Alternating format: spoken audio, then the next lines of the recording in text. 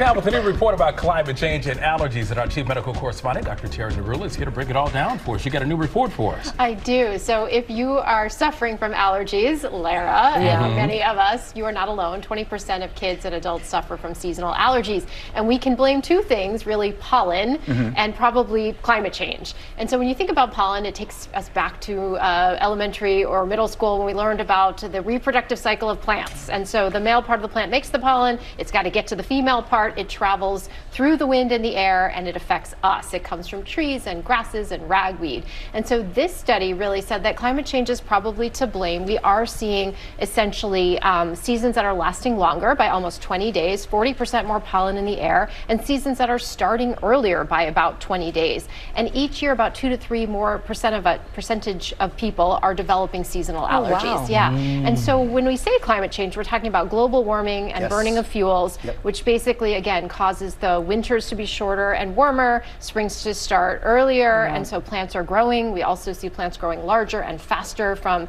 the carbon dioxide that's being produced. And then other factors that might be at play, so air pollution, urbanization of cities, so we do see a disproportionate effect on low-income populations as well. You can't win. You can't win. And even your gut microbiome, believe it or not, may be affected by allergies. Wow. And so essentially the changes in the microbiome can also alter how we are sensitized to react.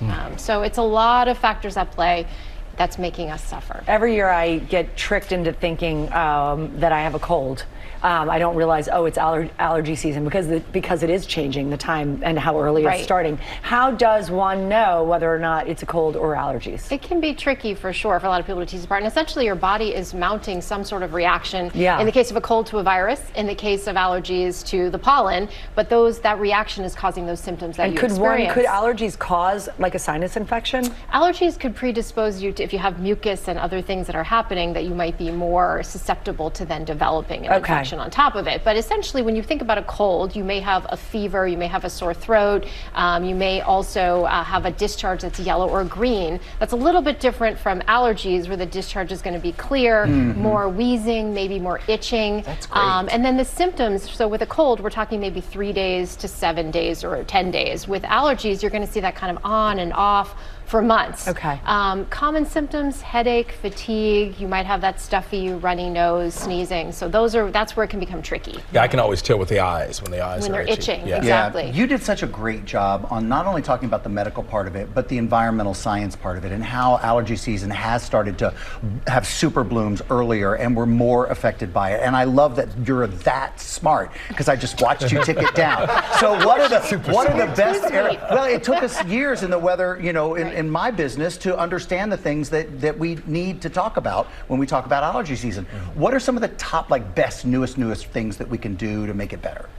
Yeah, so you can check the pollen counts on weather apps. You can also stay inside in the morning or early daylight hours when the pollen is going to be higher, so go outside later. Wash your clothes, wash your sheets, get in the shower, take all that pollen off. Because you bring it in from outside. You bring it in, right. Use an air conditioner, not a fan, air filters, close the windows.